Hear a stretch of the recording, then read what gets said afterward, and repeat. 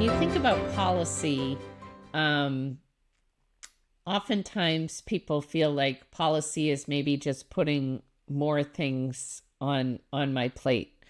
What elements are critical that you have seen in different policies? How can it not feel like it's just one more thing I'm being asked to do, but making it really relevant and feel and get that buy-in? What are those components that really are so critical? And we have to help teachers understand this is not just one more thing on their plate.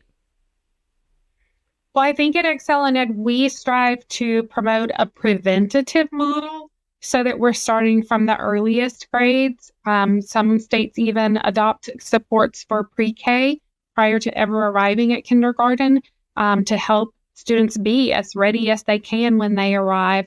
But regardless of where their policy begins and ends, it should incorporate supports for teachers and policy, assessment and parent notification. That assessment piece is so critical. We don't want to overassess kids by any means, but we want to identify kids. And if we can't identify them, then we don't know how to support them and ensure that they get the help that they need. So that identification piece through universal screening is critical. And then including the parents, notifying them, and then how we're going to support those students with interventions. And first of all, really high quality instruction. So instruction and intervention are another critical bucket. And then retention and intensive intervention is important when students haven't achieved what they need and they've had a preventative model that has provided support throughout those early years. Then a third grade retention for students who aren't able to demonstrate the skills they need to move on. That extra year we consider an intensive intervention year. It shouldn't look the same as their previous third grade year or any other year. It should include some additional support, a teacher who has a proven track record, as well as in intervention time, ensuring that they're getting support in every way possible so that they can move on with their peers in the future and be able to be successful in those coming grades. But when we can pull together a comprehensive package that includes the essential components from all of those four buckets, then we know that it's proven more successful. Mississippi is an example. We use Florida as an example, and ensuring that we equip our teachers and then we support them in transferring the learning from the science of reading into the practice in the classroom. Through coaching, literacy coaches are a great support to help support that transfer of learning.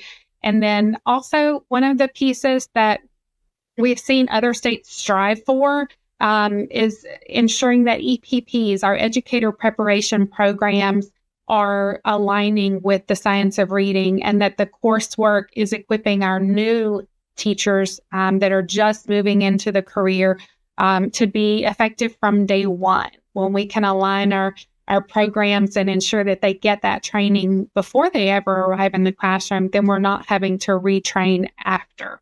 And so that benefits everyone. I think when we are looking at elements that transform, we know that the teacher matters. And so we have to be sure that we do the best we can to put high quality teachers who are equipped to teach reading and ensure students all get the opportunity to have that teacher and benefit from the learning, and then also have access to high quality instructional materials so that the teacher has what they need to support the learning in the classroom. Those are some of the critical pieces. As I mentioned before, the identification piece and then intervening. Those are all essential. Summer reading camps can be another way to support students who may be struggling, but ensuring that all of our materials are aligned with the evidence and that our knowledge base is as well is going to take us much further.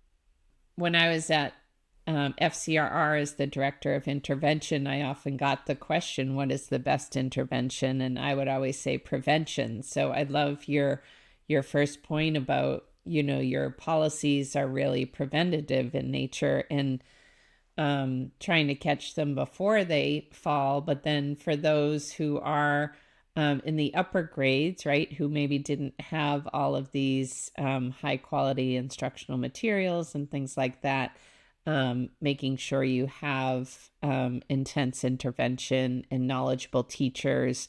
There is actually work, Shane Piasta and others looked at the statistical interaction between the knowledgeable teacher and instruction based in the science of reading. So there is that power in that 1-2 punch, so to speak. So, and again, I think assessment gets a really bad rap. During the No Child Left Behind era, there was often the joke of no child left untested. But that's true only if, I always say, you have to make sure you know what question you're trying to answer with the data before you give the test. And one of the things that it can help you do is identify where the students are, where the intensity of intervention is needed, but then also what area of focus during that intervention.